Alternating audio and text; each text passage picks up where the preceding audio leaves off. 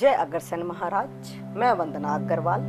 हिंसा के पुजारी और शांति के दूत थे महान शासक महाराजा अग्रसेन महाराज। यह स्पेशल वीडियो महाराजा अग्रसेन को समर्पित है। मैं उनको शत नमन करती हूँ। यही वो जगह है जहाँ से अग्रवाल समाज निकलकर देश के अन्य स्थानों पर जा बसे। महाराजा अग्रसेन अग्रवाल जाति के पितामह थे। धार्मिक मान्यताओं के अनुसार इनका जन्म आश्विन शुक्ल प्रतिपदा को भगवान श्री राम के कुश की पीढ़ी में सूर्यवंशी क्षत्रिय कुल में महाराजा वल्लभसेन के घर हुआ। राजा वल्लभसेन के दो पुत्र हुए, अग्रसेन और सूरसेन। अग्रसेन महाराजा वल्लभसेन के ज्येष्ठ पुत्र थे। महाराजा अग्रसेन ने एक नियम बना रखा था, 1 ईंट और 1 रुपया। इसका मतलब नगर में कोई भी निवासी आए उसको रहने और अपना व्यवसाय शुरू करने में कोई दिक्कत ना हो, इसलिए उन्होंने 1 ईंट और 1 रुपया का सिद्धांत लागू किया। यहीं से हमें महाराजा अग्रसेन से एक सीख मिलती है, एक दूसरे की सहायता करने की सीख। अग्रवाल समाज एक दूसरे की सहायता करता है। यह सीख हमें कहाँ से मिली? महाराजा अग्रसेन से ही मिली है। एक छोटी सी कहानी है, महाभारत में क्या हुआ। महाभारत के युद्ध के समय महाराजा अग्रसेन 15 वर्ष के थे। राजा वल्लभसेन को अपनी सेना सहित युद्ध में सम्मिलित होने का निमंत्रण मिला था।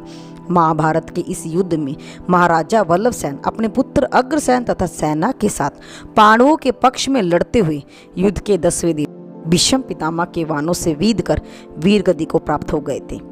इसके पश्चात अग्रसेन जी ने शासन की बागडोर संभाली।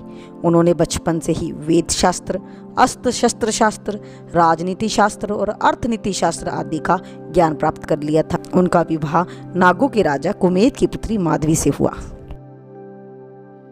आप सबको यह ज्ञात तो होगा कि जो अग्रवाल समाज है वह धन धान्य से संपन्न है। अग्रसेन महाराज ने माता लक्ष्मी की उपासना करके एक वरदान प्राप्त किया कि जब तक उनके कुल में लक्ष्मी जी की उपासना होती रहेगी तब तक अगर कुल धन व वैभव से संपन्न रहेगा। ये हमारे महाराज अग्रसेन की ही देन है, क्योंकि उन्होंने माता लक्ष्मी जी की उपासना की और उन्होंने हमें वरदान दिया। अग्रसेन महाराज के 18 पुत्र हुए। एक बार अग्रसेन महाराज ने 18 यज्ञ कराए। यज्ञ में बलि के लिए लाए गए घोड़े को बहुत बेचैन देखा और डरा हुआ पाया। उन्होंने विचार किया कि ऐसी समृद्धि का क्या फायदा जो किसी पशु के खून से रंगी हो। उसी समय उन्होंने निर्णय लिया और पशु बलि पर रोक लगाई। इसलिए आज भी अग्रवंश समाज हिंसा से दूर ही रहता है। एक बार अग्रोहा में बड़ी भीषण आग लगी, उस पर किसी भी तरह काबू ना पाया जा सका। उस अग्निकांड से हजारों लोग बेघर हो गए। जीविका की तलाश में भारत के विभिन्न प्रदेशों में जा बसे, पर उन्होंने अपनी पहचान नहीं छोड़ी। वे सब आज भी अग्रवाल ही कहलाना पसंद करते हैं। गोत्र 18 पुत्रों के नाम 18 गुरु के नाम पे रखा गया। तायल, मंगल, गर्ग, कंसल, बंसल, गोयल, जिंदल, ऐरन, कुच्चल, बिंदल, मधुकुल, मित्तल, तिंगल, भंदल, धारन, गोयन, सिंगल, नांगल।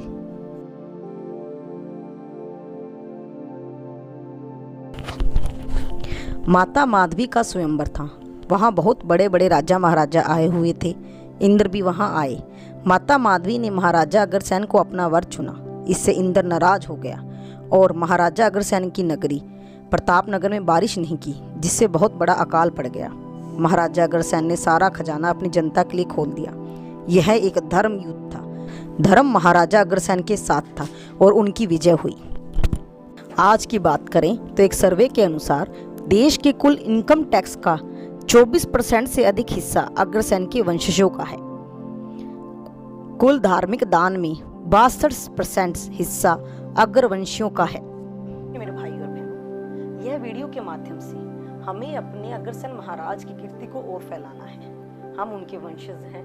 इस वीडियो को हम एक जगह से दूसरी जगह जितना हम फैलाएंगे उतने ही लोगों के पास, बड़े बच्चों सबके पास जाएंगे। कल नेट का जमाना है तो हम उनकी कीर्ति को और अच्छी तरह से फैला सकते हैं। अगर आपका सपोर्ट रहा तो हम ये काम जरूर करेंगे।